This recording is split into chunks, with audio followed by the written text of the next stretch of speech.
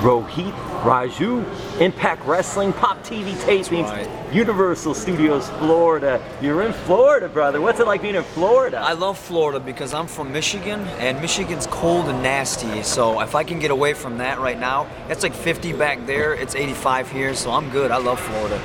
What's it like for you getting started in wrestling? Was that where your start was, in Michigan? Yup. Wrestling is a hustle. You have to hustle. This does not come overnight, especially for a guy that's like 5'8", 187 pounds.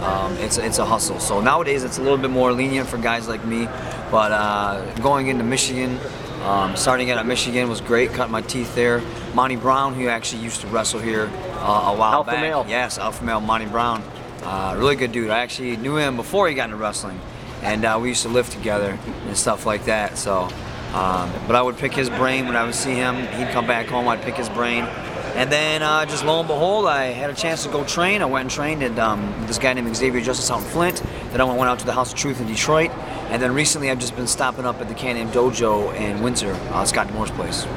Yeah, because really when you think about it, you're in Michigan, but it's like a hop, skip, and a jump to go to Canada. Yes, it's 2 hours. I've been wrestling for 9 years, so but you always want to stay crisp, so you always want to get some ring time. So that's where I go, and I've been learning a lot of stuff there as well. New stuff. You never stop learning. So Through Scott, is that how you got your break to be in Impact Wrestling? Or it no? actually was. We went up there before he came back to Impact. We just went up to the dojo just to get some good training in, and we wanted to start working for Scott for his BCW shows. And then, well, they were doing some new hire in here, and Scott, well, he came back here and he's like, hey, it was literally last year. He's like, I have an opening. I want you to come down, tag up with Idris Abraham, and we'll see what happens. Abraham was already signed at the time. Nothing happened with me. I didn't end up doing anything until later on in the year. They had what was called Global Forged. It was like a contest, and I ended up winning it, and then I got a shot. I went down to the tapings in November up in Ottawa, actually. I did well. They brought me back in January. They signed me, and the rest is history. Now I'm out here, low man on the totem pole, but that'll change once my in-ring work and my promos will speak for themselves. You can only go up from here. Only up. That's right. When you are in the training and you get your start, you mentioned the size factor. Right. What do you think has helped elevate guys who are smaller to be able to do this on a bigger stage? Was there a point in history that you look at and say, okay, see, now it's working, it's going to give us opportunities? It was really, to me, it was late 90s cruiserweights. When Chris Jericho, Rey Mysterio, Eddie Guerrero, Dean Malenko, guys like that really started to tear stuff up, and then it got even bigger when you had like low-key X Division guys, AJ Styles, Christopher Daniels, Petey, early TNA actually, and people started paying attention to this, and now you have guys like Austin Aries, who was considered just an X Division guy. He's world champion everywhere he goes, and to me that's like awesome. And one of the things you have to have, my intensity is something that stands out for me. I cut a good promo, I'm a very intense individual, I'm wild out there. The acrobatics of guys my size, the innovation for guys my size. Look at guys like Desmond Xavier. He's so fun to watch because he's just all over the place. That helps us stand out, and people are wanting that more now than they did back then. And it evolved. To me, it started with Japan. If you started watching like the old Dynamite Kid Tiger Mask matches, but here in the States, I think it really opened up, the eyes opened up with guys like Mysterio, Chris Jericho, Eddie Guerrero, and then of course X Division guys. You know your wrestling history, sir. I love wrestling. I know my history. Yeah. Who were your favorites then when you were younger watching?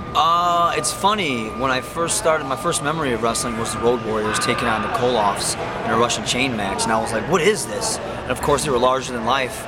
It's hard to say, like Road Warriors, personality-wise, guys that have it all, in my opinion. They look great in the ring, their matches are great, but then on the outside too, they can cut that promo and their personality is larger than life. Macho Man Randy Savage, Ric Flair, The Rock, there's too many Dusty Rhodes and Stone Cold. Steve Austin. How could I forget Steve Austin? Guys like that, and they are bigger than wrestling in a sense. They transcend it, and that's what I would like to be, the guy that can put the show on in the ring and he can cut the promo, and instantly you're like, okay, this guy has something. So Those are some of my favorites right there. Did you play sports growing up? Yep, basketball was my main one, and then I started doing powerlifting. I was always into martial arts. I used to do Wing Chun Kung Fu for 10 years. Brazilian Jiu-Jitsu, got into MMA. It was literally going to be MMA or wrestling, and then I just started doing pro wrestling. Yeah, was there that factor or anything that really, because how was MMA when you were starting? Was it at that point where was UFC getting big or it was not? starting Yeah. to, so a lot of people started doing MMA, but I was working a full-time job at the time, and the place where I was training was kind of far out, so I was only going like two, 3 times a week, so I was always good at it. But then next thing I knew, all these younger guys that, you know, they didn't have, they're only in school or they only had like some part-time job or something like that, they were there every day. And I could see these guys getting better and better than me at an elevated pace. And I'm like, man, I have to figure something out. But then the pro wrestling started to take off, and I was like, well, this is where I'm gonna go. And pro wrestling's always been my love, you know. Since I was a kid, I used to wrestle this teddy bear and record it on a tape recorder and cut promos and stuff like that. And I had a yellow Superman shirt, and I had my mom cut the back so it looked like Hulk Hogan, and I'd go, you know something, Mean Gene, you know, and I'd do all the voices and stuff like that, and I'd record it, then I'd play it back, and I'd do the commentary. Oh, he just body slammed him. Savage is coming off the top rope. Oh, he just drops the elbow, and this bear had an eye missing. It was, the stuffing was coming out of it, but I had it for years, and I was always wrestling with it as a kid, and it just elevated from there. And here I am today. Do you still have the bear? No, that bear, I think that it's destroyed. I destroyed it. One Boston Crab too many and just ripped it in half. Yeah. That's awesome. All right, so social media for you. You can catch me at Hakeem Zain on Twitter. That's what I originally came in as, but now I changed names to Rohit Raju, celebrate the Indian culture a little bit more. You can catch me Raju Zain 80 on Instagram. Then of course you can look up the Mad Dragon Hakeem Zain or Rohit Raju on Facebook. You can find me there. And then you can find me here, of course, at Impact. My mother called me son because I shine like one. Desi hit, das de ha. That's awesome. And I'm going to close it with this. That's a good, actually, that's a great way to close it. But I gotta, I've got to ask you this though, because the MMA, you see so much crossover that's been happening with pro wrestling and MMA. Yeah. Now I know you're getting entrenched with Impact Wrestling and your career's going, but have you thought maybe down the road of trying to do both? If time allowed, sure, and the money was good, sure, but right now my concentration is, like we said, there's no place for me to go right now here except up, and that's where I want to go. So that's the main game for me at the moment. And what have you thought of Brock Lesnar, Bobby Lashley, Ronda Rousey, the ones that are wrestling and have succeeded in MMA? That's impressive, and that's my hats off to them. That's a hard thing to do, especially with MMA, the shape you have to stay in. Well, you know, pro wrestling you do as well. It's a different style of cardio and shape that you have to stay in, but it's my hats off to him. That's awesome. KM's a big MMA fan. Yeah, one of the tapings, I think it was last year, we were talking. We were shooting stories back and forth and some of our favorite fights and fighters and stuff like that. Yeah, favorites. Favorites, I was a big fan of Jose Aldo. Loved George St. Pierre.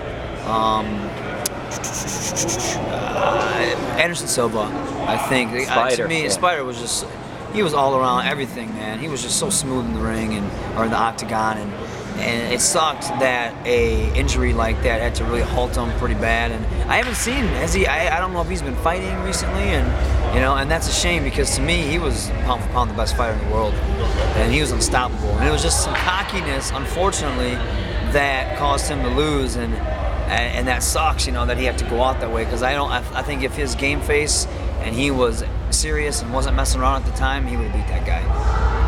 But, you know, I still love Silver, regardless. Impact Wrestling, Pop TV, you gotta catch 'em. Yes.